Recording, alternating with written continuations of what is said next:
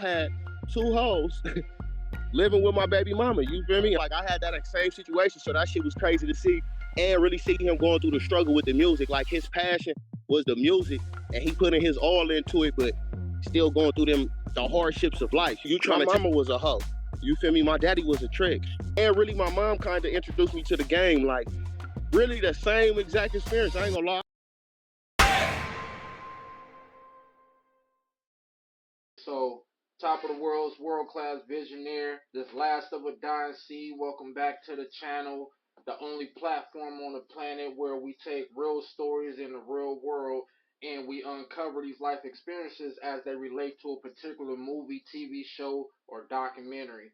And today we got Mastermind and Wordsmith Flacco. Hell yeah, you feel me? Flacco got it, national, locally respected, giving game and teaching lessons. You know who it is, tapped in with my folks, bro. Yeah, what's up, though? The movie that he say best relates to his life experience is Hustle and Flow. Let him know how do your life relates to the movie Hustle and Flow. Yeah, in various ways, situations, circumstances. First off, I'm into music. You know what I mean? I do the music. You feel me?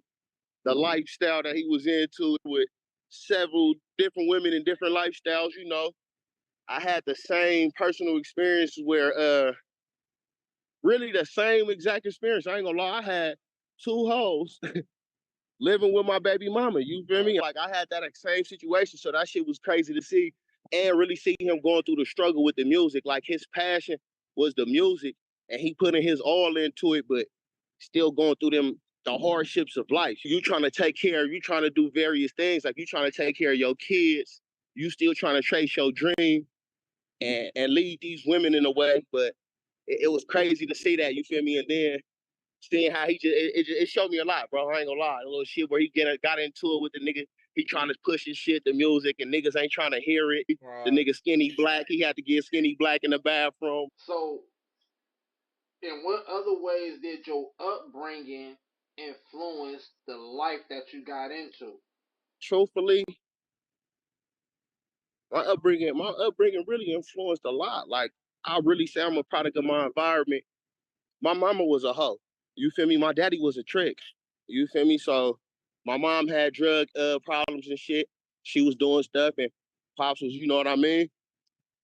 And I ended up being a, you know, quote unquote, you feel me? But, and really my mom kind of introduced me to the game. Like I used to do other shit. And my mom was kind of one that told me like, man, if you got little females that, you know, it's kind of, yeah. So that's how I got into it. Truthfully, I never had no older man or no nigga really give me no game. I learned from long nights and fuck ups. All right. So in the movie, DJay has so many dynamics pulling at him at one time, trying to manage three different women, barely getting by on the bills. Those closest to him trying to discourage him. You know, even to when he woke Suge up at night, having that midlife crisis of unresolved issues with his father's early passing. You know what I'm saying? But yet and still, he stayed down and committed to himself that this has to happen. So in what ways did your life align with with all these dynamics pulling at your energy, but you stay committed? I'm going through that shit right now. All right. I'm gonna keep it 100. That shit is right now, bro. Like, quick summary. Right. I did 3 years in federal prison. I've been home for a year.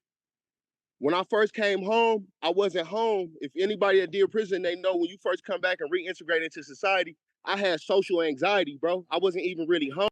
Right. I was home, but I was in jail in my apartment. You hear what I'm saying? So then, okay, now I'm finally really home and I'm going through the shit where I'm coming back into it. And it's like, look, I got kids, bro. That setback from prison, it set me back financially. And you got to come back and rebuild a bond with your kids. You've been gone 3 years. You can't just step back in. I'm not up how people think I am. Some people think I am. Some people know the truth. Like, I'm not up. I'm like, the bills, this nigga, this shit hard every day. But I dedicated my life to this. The reason I started doing the music is because when I was younger, my older brother used to rap. And my older brother was 5 years older than me. I used to want to be outside. When I come outside, they'll be out there smoking weed. I'm young. He's like, bro, you want to be outside? He'll be like, nigga, rap, spit something. I'm like, fuck it, nigga, I'm about to go in the house. He's like, nigga, I'm about to beat your ass. No, you about to rap, nigga. Right. So I'll be out there, fuck it, nigga. Cat in the Hat got a nigga with a. All right. So when my bro got killed from the police out here, I dedicated my life. I'm like, you know what? I'm gonna do this music. This is true. Something told me in my spirit, like, bro, do this music for your brother. So ever since then, I've been pushing for my bro, right? But this shit is hard. Like you said, I got kids, I got baby mamas and shit, but it's really a motivational thing. And I seen how his story go. And the time now, it's like my goal, like to get rich off this shit. I don't want to be famous, but if I can make a living off it enough, for me, so that's my goal to keep pushing with this shit though, bro. But, and you can tell, like, even though throughout all your music you keep that high energy, certain songs I was hearing like was hitting different, like some was really going on to where you was really pushing it. You got songs like Feeling Like I'm the One. I'm like, oh yeah, he something going on right there. saying, hey, people though, watch my new shit. Yeah. This next one, other shit, and that other shit, like you said, I'll be in different spaces. Before I went to the pen, I was having it my way. I'm traveling. I'm going to Miami. I'm getting bitches titties done. That's the energy I'm on. You feel me? Now I went to prison. I didn't came home, nigga. I didn't been betrayed from motherfuckers. I didn't been down in this situation, nigga. Like kept it real, stayed 10 toes down, chin up, chest out. And this what I came home to. But that's why I feel what Kendrick was on right now. Sometimes you gotta bounce out and show niggas, like for real, like. But I'm going through. I'm growing up, bro. Like I'm growing up, and I'm living my truth. I'm understanding these different times, everything. But this next shit, watch. I'm talking some shit. I'm talking some real life shit, like. And when it comes to like the power of words, right, dealing with music and just the universe that you in both worlds, right? It's like I believe, you know, to really execute at the highest level of life, it's an art and a science. It's an art in the sense of like you always throwing out there the manifesting fantasy and reality, like because it all starts in the mind. But then it's a science on how you the formulas that you use to manifest that. You know what I'm saying? So even though that in itself is a whole video in the conversation, I just want to hone in on the power of words. You know what I'm saying? Because not to cut you off though, like that. Just like just what you saying, it sparked some shit. Like how you said it's a science and an art, right? Right. I get what you saying. I read a lot, right? Bruce Lee said you got to absorb the useful, cut out the useless, and add what's necessary. You heard what I'm saying? It's like you said, it's a formula. Just even with the game, bro, it's rules to the game. Right. It's universal laws. Right. You feel me? That a lot of people don't understand. What as is above is below.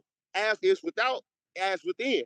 You know what I'm saying? But every individual is unique in their own. So you can't do what I do. Right. You got to do what you do. You got to twist the formula and apply that to your life and how it applies. You know what I mean? So I get what you saying though. On page, I really do, bro. Like, but yeah, on everything. You just said the words though, not the y'all.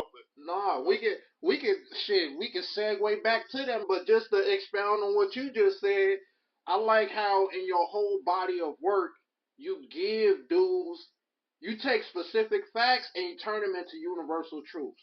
You know what I'm saying? And you always started off with, you know, giving game to the lanes. You know what I'm saying? So in one of your posts you talk about, you know, the scarcity of time, you know, and knowing how to use that, knowing how to say no to the things that don't lead to your immediate goals.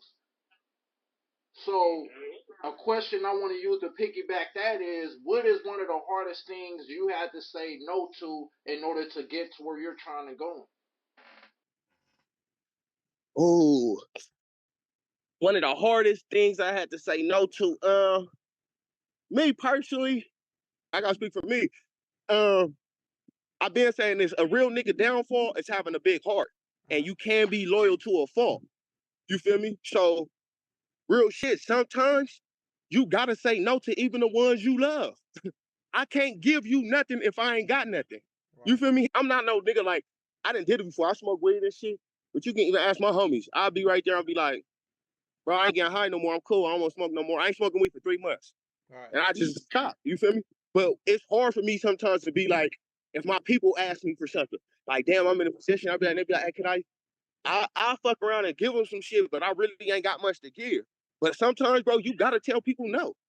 Right. You gotta say no, like, right. Like, And when I look at and with that same piece of wisdom, I feel like in the movie when Key did that to his wife, that's when he took back his personal power. Oh God. Yeah. When he started to say no, not only to her, but just that boring life that he succumbed to. You know what I'm saying? That really wasn't what his heart was screaming for. So when he started saying no and committed to that, then he put himself in a position to where success was bound to happen. You know what I'm saying? I'm being real. I didn't even peep that though.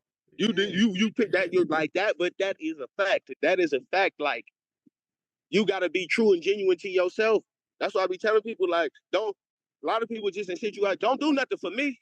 If I can give you some shit, look, if I can give you some game and you pick up what I lay down and you utilize it and use it, that's cool, bro. But don't do shit for me. You gotta love yourself first, bro. And motherfuckers would just be saying yes and shit. It's like it's hard to say no sometimes.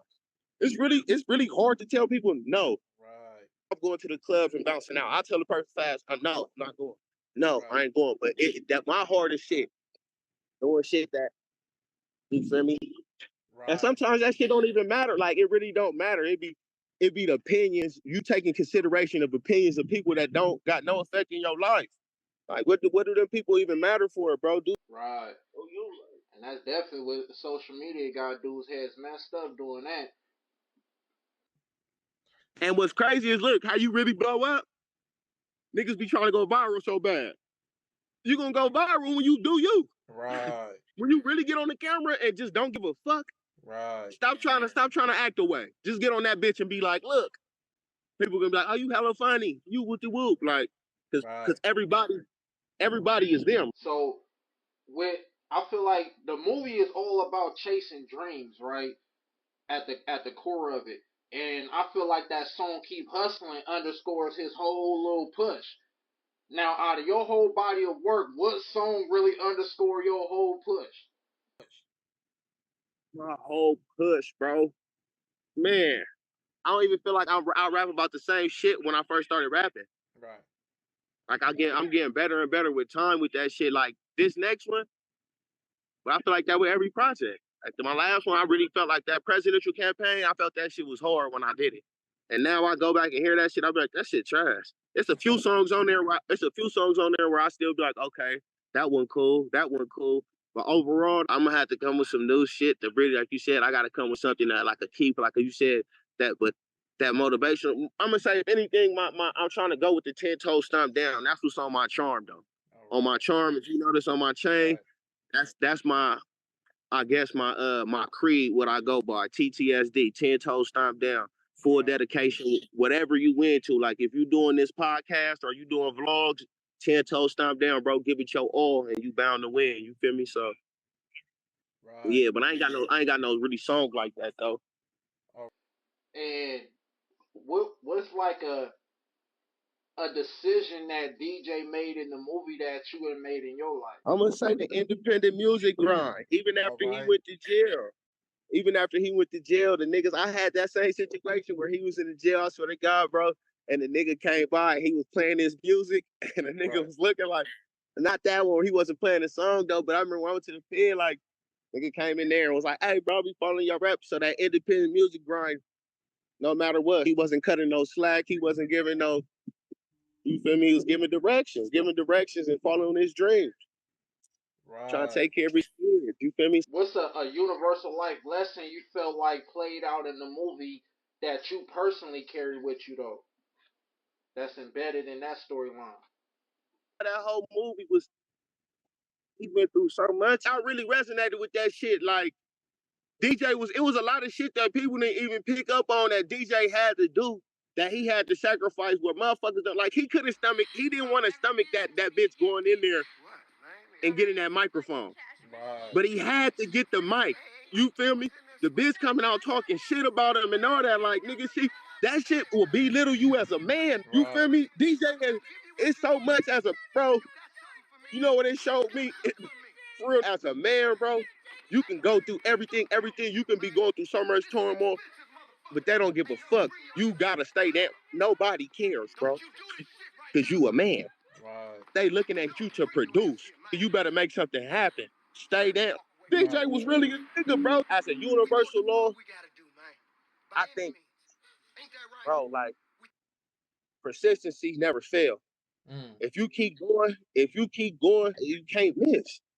You can't miss, bro. It's just people be trying to put time limits on shit. You not God, bro. If I could tell you in 10 years I'll be here, you not God, bro. Right. Don't know when it's gonna happen, but I'm gonna stay down, bro. I'm gonna stay down because I can't do shit else. Right. And eventually they gotta pay attention.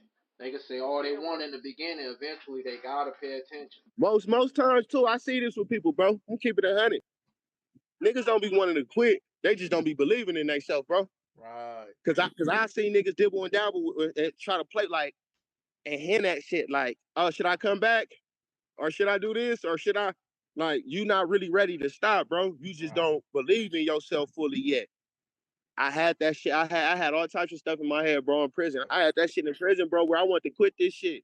Right. Like, nigga, real, like, damn, I'm getting too old, bro. I got kids. I got what you want. I want to quit this shit, bro. But I told myself I'm gonna do this for my brother. And I ain't successful enough to quit this shit, bro. I can quit when I get to a point where I'm up and I'm doing, all right, I quit. Right. But right now, that's like, nah, bro, I can't do it. But I just like that shit. He was going through it, all them problems, bro. I really go through that shit. Like, so I understand. Right. And every thought we have, every word we speak, every move we make, it produces energy. You know what I'm saying? So when we go back to talking about universal law and doubling back to the words, you know what I'm saying? The birth of a word, I believe, starts as an art, but then it transforms into a science because once you speak, it produces vibration. You know what I'm saying? And it attracts energies of like kind. So as an artist, like, you repeatedly rapping these desires and these ideas and these interests, and eventually it introduces you to the situations you're always talking about in life. And it's up to you on how you're going to take it from there. So both you and DJay, y'all putting y'all heart into these lyrics. You know what I'm saying? Y'all ideas, y'all interests, y'all desires. And eventually something's going to give. But what does that make you think about when you think about the power of words and how you're using them? I hear what you're saying now. You basically, I on God, like, what is you going to desire? Basically, how is you going to set your situation up? What is you going to rap about to manifest into your life? What vibrations and shit is you about to say it, bro? That's crazy you speaking about. I'm reading this book right here, Hermetic Philosophies. Right. Principle of vibration. Yeah, bro, but for sure, though, like, look, it's a twist because I only know how to rap about what I go through, bro. You feel me? Like, I don't know. I'm not no nigga that know how. Some niggas be making up stories, bro, and just be rapping and just be. I don't know how to do that shit. Like, that's why when I was in jail, people was like, bro, put out music, put out. I'm like, I really don't want to put out music because nobody want to hear about prison all day on the streets. But I'm in prison. You feel me? I can't talk about nothing else. So it's like, damn, I hear what you're saying. I guess that's where the art come into play. Where you was talking about the formula and the art. Right. The hard part of the art now is a nigga know how to talk about bullshit. You hear me? For real. Like, that's your power of I know how to do that, bro. Not so much because I'm really not on bullshit, but I've been accustomed to bullshit for so long. It's been my natural habitat for so long, and I got so many stories about bullshit to rap about, negative shit. You know what I'm saying? Where it's like that's what's in my diet. That's what's in my computer. That's what's in this hard drive. I got a gang of bullshit to unload. Right. So for me to talk about positive shit, but I do know how to twist stuff and say it I got this one song. Why? When you hear it, bro, I fuck with you now just because I know you really could decipher and break shit down. Right. I got this one song. It's called Thank God. All right. You feel me? And I'm just talking about my situation, bro. I'm just talking about my situation. I talk about my whole prison shit. I talk about going through when I went to prison. You feel me? I found out when I was in there that my dad had Alzheimer's. You feel me? So that shit, like, he a whole different man now. Like, he like a little kid now. You know what I mean? He won't change his clothes. He pee on himself and shit. But that shit fucked me up in prison. But when you hear the song, you're gonna be Right. like, so I am working on. It's crazy that's I can even. That's why I said a lot of shit I hear now that I rap about the old shit. I'll be like, that shit trash. Cause to the new shit I got in the vault, I just know the process now. I already got my songs done. I'm just really waiting to get my bag to do the promotion and all that type. Right. Yeah, because when you make those statements about your music, it seems like your evolution is a fast process. For you to capture one moment and already feel like, man, I done way surpassed that already. So yeah, but what was going on in prison that kicked you into another gear in life prior to getting out? I went to Folsom Prison. I went to Cali Prison. So I know how shit is. So when I come in, that didn't scare me. That shit was nothing. Like that shit didn't scare me. It was that time, Right. facing that time and just knowing, like, bro, when they came and got me, I was like, bro, they was like, yeah, we here with the FBI. I was like, damn, bro, I fucked up this time.